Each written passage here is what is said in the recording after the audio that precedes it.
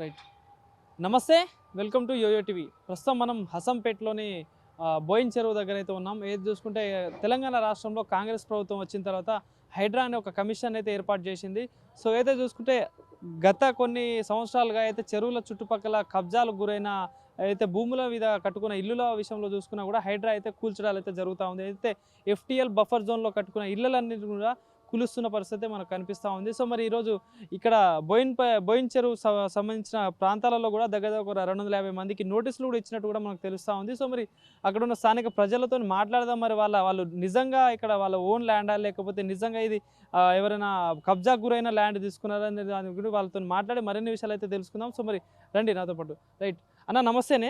So మరి ఏదైతే ఈ బోయిన్ చెరువుకు సంబంధించిన చుట్టుపక్కల కూడా హైడ్రా నోటీసులు అయితే ఇచ్చిన పరిస్థితి కనిపిస్తూ ఉంది. సో మరి ఏంది ఇక్కడ పరిస్థితి ఏంది అసలు?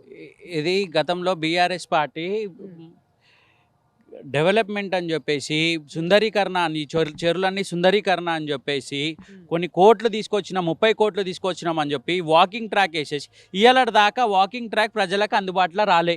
ఫస్ట్ 30 కోట్ల పైన ఖర్చు పెట్టిండ్రు ఈ చెరువు పైన. గుర్రం డెక్క ఎట్లున్నదో అట్లనే ఉంది. చెరువులో నీళ్లు తీసుకొచ్చింది అన్నది మంచి నీళ్ళు తీసుకొస్తామని చెప్పిండ్రు, కానీ వాన నీళ్ళు తీసుకొస్తామని. కానీ ఈరోజు అదే డ్రైనేజ్ నీళ్ళు ఉన్నాయి. మరి 30 కోట్లు ఆ రోజు తిన్నారు. దాని తర్వాత వాకింగ్ ట్రాక్ వేస్తా అని చెప్పేసి ఆ పక్కనున్న జాగాలు ఏవైతే ఉన్నాయో ఆ పక్కనున్న జాగాలు కూడా కబ్జా చేయడం జరిగింది, ఎంటీగా పెట్టడం జరిగింది. ఇక్కడ ఉన్న బీఆర్ఎస్ నాయకులు, ఎమ్మెల్యేలు, కార్పొరేటర్లు, ఇంకా పెద్ద నాయకులు కూడా ఉన్నారు. దాంట్లో ఈరోజు పేద ప్రజలకి ఎందుకు ఇబ్బంది జరుగుతుంది అంటే ఈ బీఆర్ఎస్ పార్టీ హయాంలా కొన్ని కబ్జాలు చేసినారు. ఆ చేసిన వల్ల ఈరోజు గరీబోళ్ళకి ప్రాబ్లం వస్తుంది.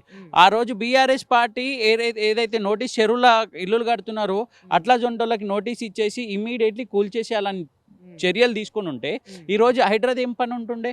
ఏ రోజు అయితే మీరు చెరువులు డెవలప్మెంట్ అని చెప్పేసి ఈరోజు హైడ్రా అనేది మ్యాప్ రిలీజ్ చేస్తుంది, సాటిలైట్ మ్యాప్ రిలీజ్ చేస్తుంది. మరి ఆ రోజు మీరు ఎందుకు రిలీజ్ చేయలే? ఆ రోజు మీరు సర్వే ఎందుకు చేపియలే?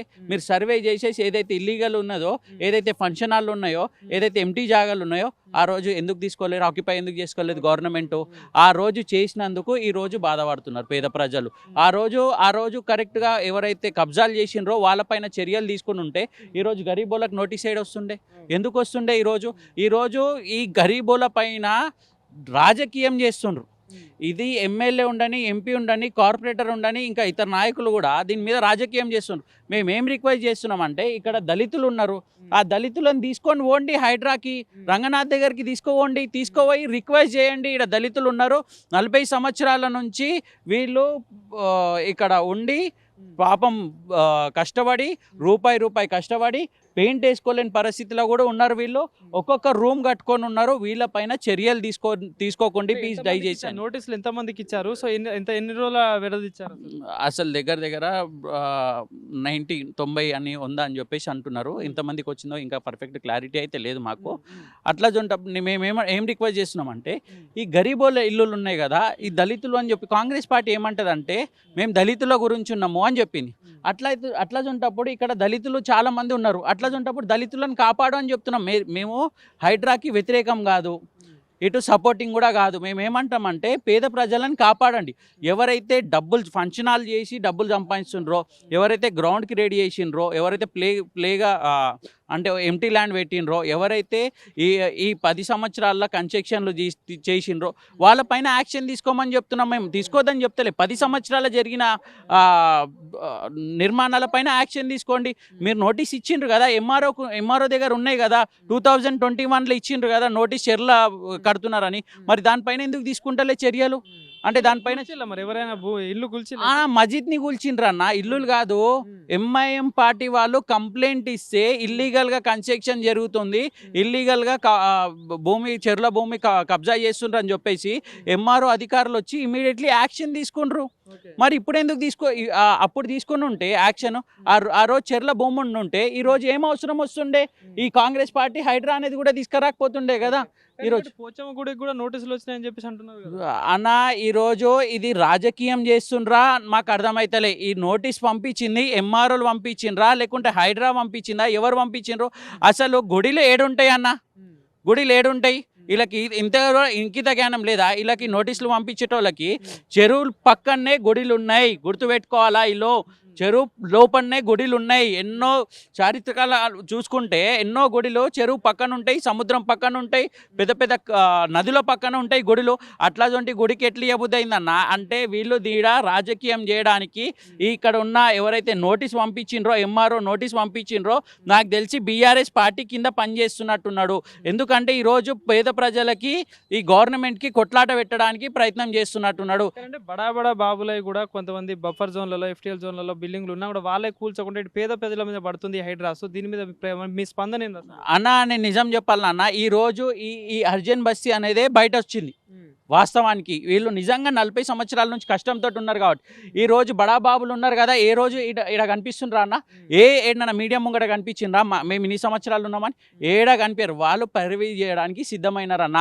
ఏదేదో నాయకుని దగ్గరికి పోతుండ్రు, వాళ్ళ దగ్గరికి వీళ్ళ దగ్గరికి పోవడం ట్రై చేస్తుండ్రు తప్ప ఈడ ఏ మీడియా దగ్గరికైనా కానీ ఏ గల్లీ ఏ బస్తీలో వచ్చినారన్న అర్జన్ బస్తీ తప్ప ఈ బోయినపల్లిలా. అంటే మిగతా వాళ్ళకి నోటీస్ రాలేదా? నోటీస్ వచ్చిన తర్వాత కూడా ఎందుకు కనిపిస్తలేరు అంటే వాళ్ళకి ధైర్యం, మా నాయకుడు ఉన్నాడు, మా నాయకుడు బతికిస్తాడని. ఆ నాయకుడు ఎవడో బయట పెట్టాలా. ఇక్కడ ఉన్న ఎమ్మెల్యే 10 సార్లు చెప్పిండు, వీడు కంప్లైంట్ ఇస్తుండు, వీడు పైసలు తీసుకుంటుండని చెప్పేసి, వీడు పైసలు వసూలు చేస్తుండని చెప్పేసి. 100% మీ దగ్గర ఎవిడెన్స్ ఉంటే 100% ఆ దొంగనా కొడుకుని బయట రిలీజ్ చేయండి, బయట పెట్టండి. ఎందుకంటే కంప్లైంట్ ఇచ్చేటోళ్ళయి ఇప్పుడు ఫుట్బాల్ దన్నినట్టు దన్నాల్సిన పరిస్థితి ఉంది. కంప్లైంట్లు ఈ టైంలో ఎవడు ఇవ్వాలా? అవసరం ఆ కంప్లైంట్లు ఇవ్వడం? ఎందుకు ఇస్తున్నారు? ఇప్పుడు పేద ప్రజలని కాపాడడానికి ప్రయత్నం చేయాలా కానీ హైడ్రాక్ కూడా కంప్లైంట్ ఏమని ఇవ్వాలా?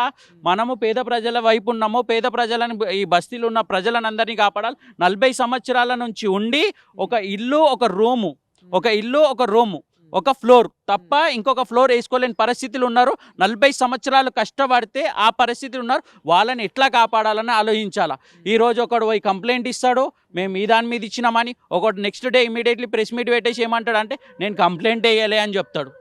ఇది ఏందన్నా? ఇది ఒక నోరా మోరియా అయినది. నోరా మోరియా అన్న కంప్లైంట్ ఇస్తాడు ఆయన నోట్తోటే చెప్తాడు నేను కంప్లైంట్ ఇవ్వాలి అని చెప్పేసి.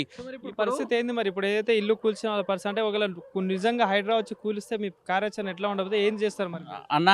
ఇక్కడ మేము హైడ్రాకి వ్యతిరేకం కాదు, సపోర్టింగ్గా కాదు. ఇప్పుడు కూడా చెప్తున్నాము, మా బస్తీ ఏదైతే ఉందో హరిజన్ బస్తీ మా బోయినపల్లిలా వాళ్ళకి మేము సపోర్టింగ్ ఉన్నాం, 100% సపోర్టింగ్ ఉన్నాం.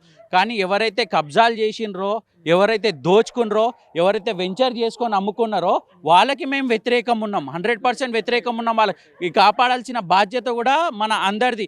ఈరోజు ఎమ్మెల్యే గారే వచ్చి మొన్న చెప్పడం జరుగుతుంది, వీళ్ళు కంప్లైంట్ ఇస్తుండ్రు, వాళ్ళు కంప్లైంట్ వాళ్ళ పైన చర్యలు తీసుకోండి. కంప్లైంట్ ఎవడు ఇమ్మంటుండి? ఈ టైంలో కంప్లైంట్ ఇచ్చే టైమా ఇది? పేద ప్రజలను కాపాడుకున్న బాధ్యత మనది. 100% పేద ప్రజలు ఏదైతే ఉన్నారో వాళ్ళ దగ్గరికి పోండి. మీకు ఏం ప్రాబ్లం ఉందమ్మా, ఎందుకు బాధపడుతుండ్రో మీరు బాధపడకండి, షోల్డర్ పైన చేసి రంగనాథ్ దగ్గరికి తీసుకోవండి, ఇక్కడ నోటీసులు అన్నీ తీసుకోవండి. ఎంతమంది ప్రజలు వెళ్తారో ఇప్పుడు నార్మల్ లీడర్లను నమ్మరన్నా. ఈరోజు కార్పొరేటర్ని నమ్ముతారు, ఎమ్మెల్యేని నమ్ముతారు, ఎంపీని నమ్ముతారు, ఎమ్మెల్సీని నమ్ముతారు, ఇట్లా మినిస్టర్లను నమ్ముతారు. అట్లా ఉంటప్పుడు మీరు ఎందుకు వస్తలేరు? వీళ్ళకి ఎందుకు ఆదుకుంటలేరు? వీళ్ళ సైడ్ ఉన్నా అని చెప్పి ఎందుకు అంటలేరు? వీళ్ళని తీసుకొని ఎందుకు పోతలేరు ఆడికి? ఏదో చెరువు చుట్టుపక్కల అంతా కబ్జాకు గురైంది, ఏదో చెరువుకు సంబంధించిన ల్యాండ్ కాబట్టి హైడ్రా కూల్ చేస్తుందని చెప్పేసి వాళ్ళు చెప్తున్నారు కదా. అన్న చెరువు ల్యాండ్ 100% మిమ్మల్ని కూల్చమనే చెప్తున్నాం, మేము వద్దు అని చెప్తలే. చెరువుని కాపాడాల్సిన బాధ్యత మనది. ప్రతి ఒక్క మనిషికి నీళ్ళు కావాలా, ప్రతి ఒక్క జంతువుకి నీళ్ళు కావాలా. నీళ్ళు లేనిది భూమి మీద ఎవ్వరు బతకలేరన్న. తిండి లేకున్నా కానీ బతుకుతామో కానీ నీళ్ళు లేకుండా బతకలేం. అట్లా ఉంటప్పుడు నీళ్ళని కాపాడుతున్నందుకు మేము సపోర్ట్ చేస్తాం. కానీ అట్ ఏ టైం పేద ప్రజలని కూడా కాపాడాల్సిన బాధ్యత మన. 40 సంవత్సరాలనే ఒకటే రూమ్ కట్టుకునే పరిస్థితులు ఉన్నారు, 40 సంవత్సరాలు. ఇప్పుడు అట్లా ఉండాలని రోడ్డు మీద వేస్తే వాళ్ళ పరిస్థితి ఏందన్న? ఈరోజు రోడ్డు మీద వచ్చిండ్రు అనుకోండి, వాళ్ళ బాధ్యత వాళ్ళ పరిస్థితి ఏంది? ఎవరు కాపాడాలా? మళ్ళీ గవర్నమెంటే కాపాడాలి కదన్న. అట్లా ఉంటప్పుడు మీరు కాలేజీలకి పెద్ద లీడర్లు కట్టిన కాలేజీలకి టైం ఎట్లా ఇస్తుండ్రో, పేద ప్రజలకి ఏమన్నా ఇల్లు చూపియండి. ఫస్ట్ మేము ఈ ప్రభుత్వం జాగా ఉంది, నేను ఎకరాలు ఉన్నాయి, మేము ఈ ఎకరాలలో మీకు ఈ జాగా ఇస్తామని జాగియండి. ఎందుకు ఇస్తలేరు మీరు? అంటే మీ స్వార్థం గురించి మీరు ఏదైనా చేస్తారు. కానీ పేద ప్రజలని కాపాడడానికి నిజం చెప్తున్నాను కదా, ఈ గవర్నమెంట్ పేద ప్రజలను కాపాడాలని అంటే ఫస్ట్ వీళ్ళకి వదిలేసి ఏడైతే బడాబాబులు ఉన్నారో వాళ్ళని కొట్టమని చెప్తున్నాం. ఎవరైతే దాని మీద ఇన్కమ్ తీసుకుంటుండ్రో, ఎవరైతే రెంట్లు ఇచ్చిండ్రో, ఎవరైతే 3 సంవత్సరాల కన్స్ట్రక్షన్ చేసిండ్రో వాళ్ళపైన 100% చర్యలు తీసుకోండి.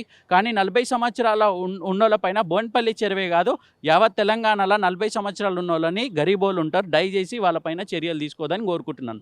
Thank you.